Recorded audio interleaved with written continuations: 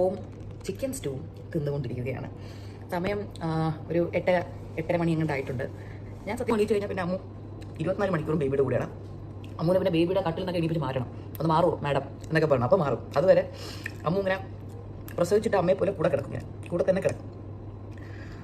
വീഡിയോസും ഫോട്ടോസൊക്കെ എടുത്ത് ഇങ്ങനെ കെട്ടിപ്പിടിച്ച് കിടക്കും. ഇങ്ങനെ മണപ്പിച്ചുകൊണ്ടൊക്കെ ഇരിക്കും. എനിക്ക് ഇവൻ്റെ മണം ഭയങ്കര ഇഷ്ടമാണ്. ഞാൻ ഇവിടെ മാറുന്നില്ല എന്നൊക്കെ പറഞ്ഞ് അങ്ങനെ ഇരിക്കും. അപ്പോൾ അമ്മു ഇപ്പോൾ ഉറങ്ങുവാണ്, എണീച്ചിട്ടില്ല. എണീച്ച് കഴിഞ്ഞാൽ പിന്നെ എനിക്ക് കൊച്ചിനെ കിട്ടത്തില്ല.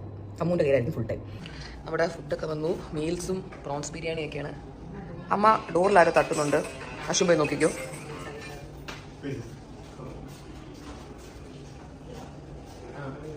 ഞാൻ പറഞ്ഞതുപോലെ ഞാൻ ഉറക്കം എണീച്ച് കഴിയുമ്പോൾ അമ്മൂൻ്റെ കൂടെ ആയിരിക്കും എനിക്ക് അറിയായിരുന്നു. അതേപോലെ അമ്മൂൻ്റെ കൂടെ തന്നെ ഇരിക്കുക.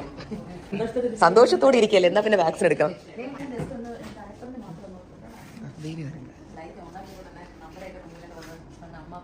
സ്കൂളിൽ പോകുന്നെങ്കിൽ ആദ്യം ഫാൻ ഓഫ് ചെയ്യും. പക്ഷെ നമ്മൾ അപ്പോൾ എണീക്കത്തില്ല. നമ്മൾ ആദ്യം വീഴില്ല.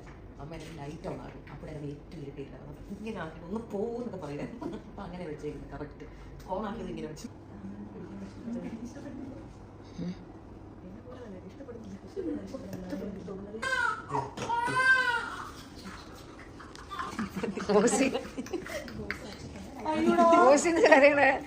അതങ്ങനെയാ.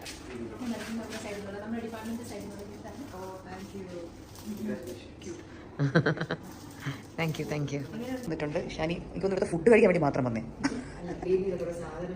ഓക്കെ, അപ്പോൾ എൻ്റെ ചോറും ഫിഷ് കറിയും പിന്നെ കുറച്ച് മീൽസ് ഐറ്റംസ് ഒക്കെ വന്നിട്ടുണ്ട്. അപ്പോൾ അതൊന്ന് വേഗം കഴിക്കാം. അശ്വിൻ്റെ വർക്ക് സ്റ്റാർട്ട് ആയതുകൊണ്ട് ഇപ്പോഴൊന്നും അശ്വിൻ വരില്ല.